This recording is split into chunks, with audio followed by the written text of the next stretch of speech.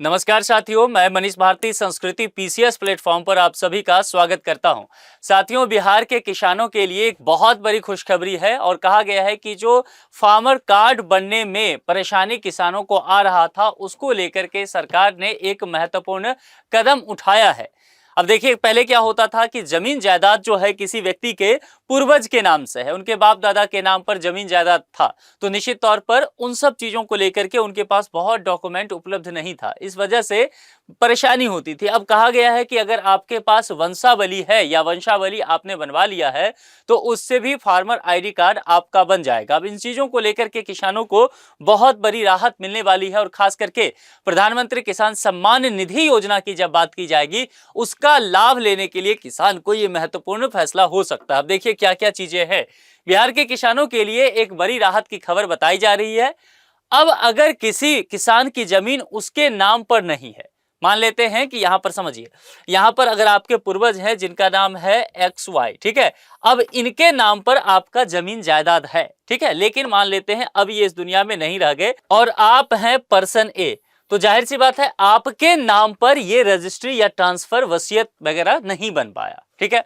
तो ये परेशानी होता था क्योंकि जमीन आपके नाम पर नहीं है, तो प्रधानमंत्री किसान सम्मान निधि योजना का लाभ नहीं मिल पाता था। बहुत सारे किसान जो हैं उससे वंचित रह जाते थे क्योंकि जमीन उनके नाम पर नहीं है, उनके बाप दादा या उनके पूर्वज के नाम पर है। लेकिन अब यह कहा गया है कि यदि ऐसा है भी, आपकी जमीन है आपके बाप दादा या पूर्वज के नाम पर है, तब भी आपको प्रधानमंत्री किसान सम्मान निधि ये योजना जो है इसका लाभ जो है मिल जाएगा। सरकार ने वंशावली के आधार पर अब कह दिया है कि आप फार्मर आईडी बना सकते हैं।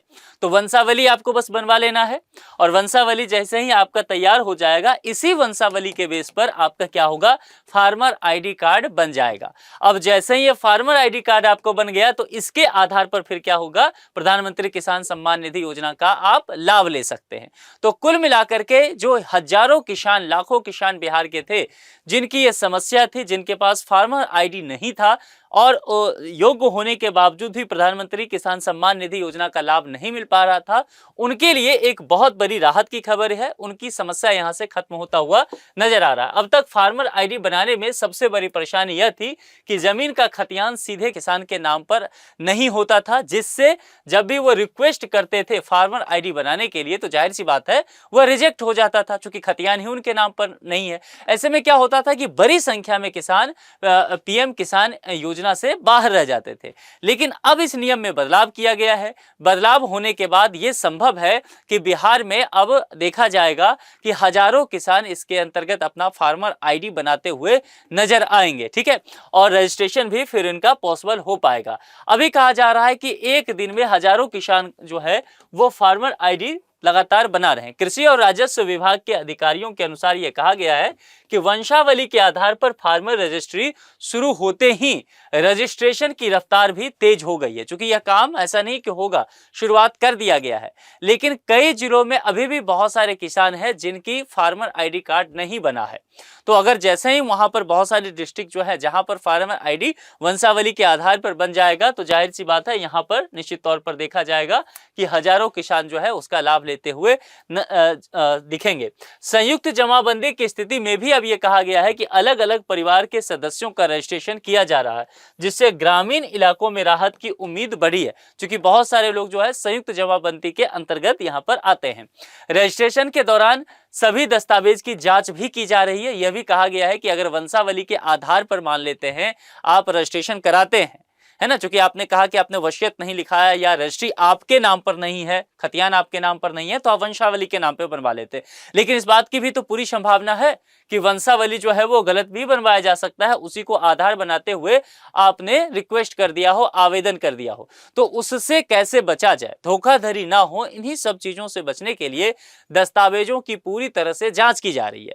गलत या फर्जी फार्मर आईडी बनने की शिकायत मिलने पर सॉफ्टवेयर में फिर से सख्ती की जा रही है और नाम और जमाबंदी में ज्यादा अंतर होने पर आवेदन को स्वीकार नहीं किया जा रहा है। तो यह भी ध्यान रखना है, यह नहीं सोचना है कि वंशावली को लेकर के अप्रूवल सरकार ने दे दिया है तो गलत तरीके से इसका इस्तेमाल कर लिया जाए, क्योंकि इसमें आपको समस्या हो सकता है।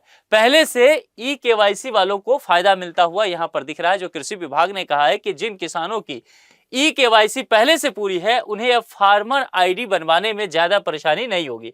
गांव स्तर पर कैंप लगाकर किसानों की मदद जो है वह की जा रही है। कृषि विभाग के द्वारा किसान सलाहकार और कृषि कर्मी घर घर जाकर किसानों को जरूरी जानकारी भी दे रहे हैं ताकि उस योजना से वह अवेयर हो सके और सही से इसका फायदा ले सके।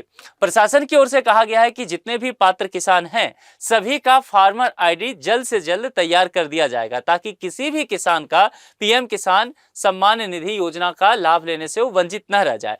वंशावली के आधार पर रजिस्ट्रेशन की सुविधा से उन किसानों को सबसे ज्यादा फायदा होगा जिनकी जमीन पीढ़ियों से परिवार के नाम पर चली आ रही है लेकिन अभी तक नामांतरण नहीं हो सका था। तो कुल मिलाकर के ये देखेंगे कि बिहार में लाखों किसान ऐसे होंगे जिनको इस चीज से फायदा होने वाला है।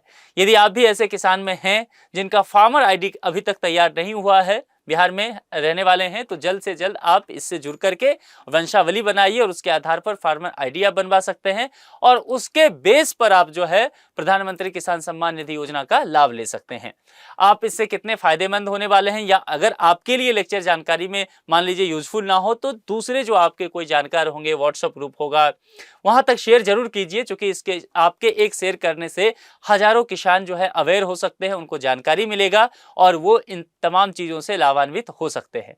आज के लिए इतना ही। जुड़े रहने के लिए आप सभी का बहुत बहुत शुक्रिया। Thank you so much.